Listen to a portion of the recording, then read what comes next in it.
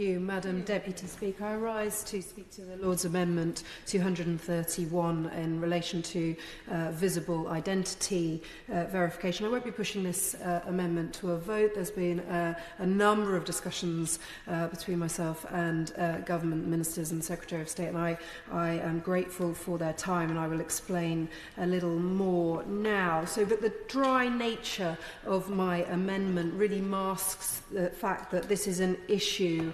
The issue of identity verification, or lack of it, affects millions and millions of people around the country. We are increasingly living our lives online, so the public being able to know who is and is not a real person online, in my understanding, is a key part of the UK being and feeling like the safest place to be on the internet, as is this bill's ambition. And unfortunately, too often it feels that you have to wade through nutters and bots and fake accounts and nasties before you hit a real person that you want to hear from. And this bill does make huge steps to empower users to change that, but I think there is more to do. So honourable members and right honourable members will recall that I have campaigned for years now to tackle anonymous abuse. I thank Stroud constituents, celebrities, a number of parents who have brought to me and me to convey to this House the sad stories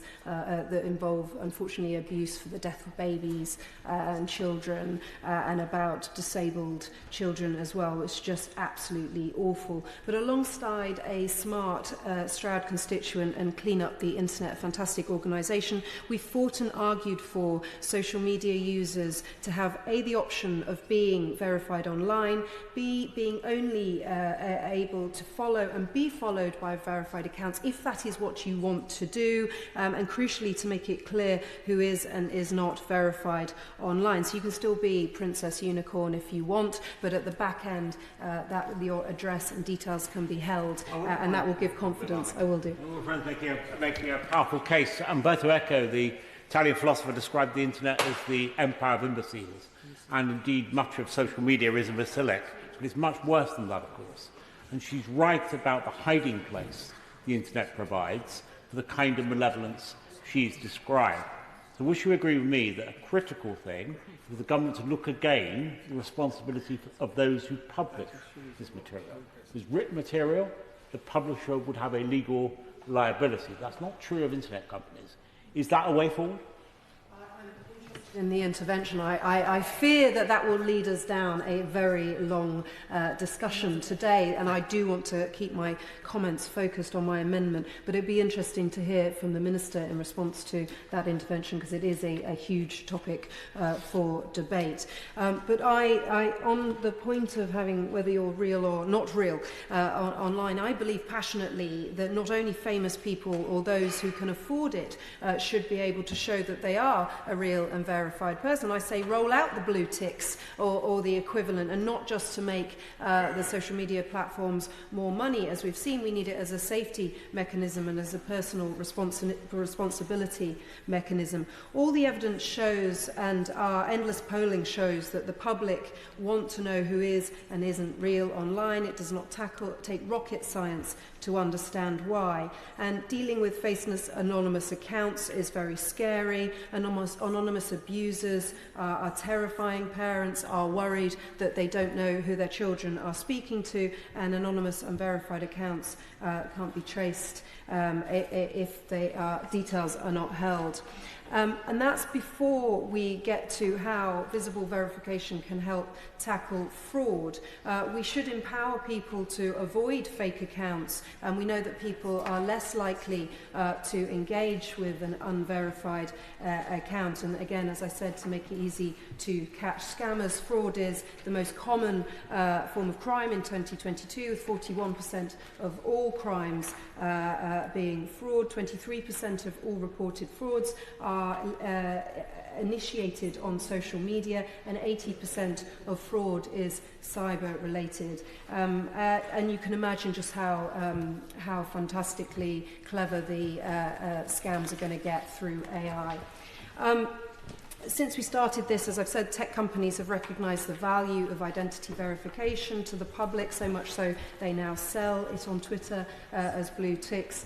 And the government understands that the benefits of identity verification options, the government has done a huge amount of work for that, and I thank them, as I said, for agreeing to 2 of my 3 pillars of the campaign, and I believe we can get there on visibility. Indeed, I know from discussions with government that Ofcom will be looking very carefully at this.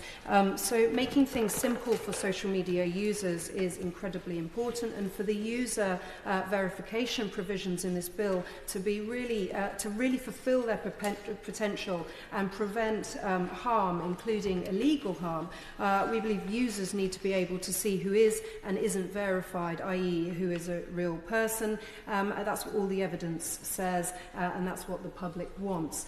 So while ministers in this place and in the other place have resisted visible verification being on the face of this bill, I am grateful to the government's sort of work on this, and after lots of toing and froing, we are being reassured that the bill, as now worded, does give Ofcom the powers to do what the public wants and what we're suggesting through codes and guidance. So we're hoping that Ofcom will consider the role of anonymous, inauthentic and non-verified accounts as it prepares its register of risks relating to the illegal content and indeed in its risk profiles. Well, thank you. I will give way, thank you. Can I thank you for giving way and just really pay tribute to the way she's focused on this issue through so many months and indeed years.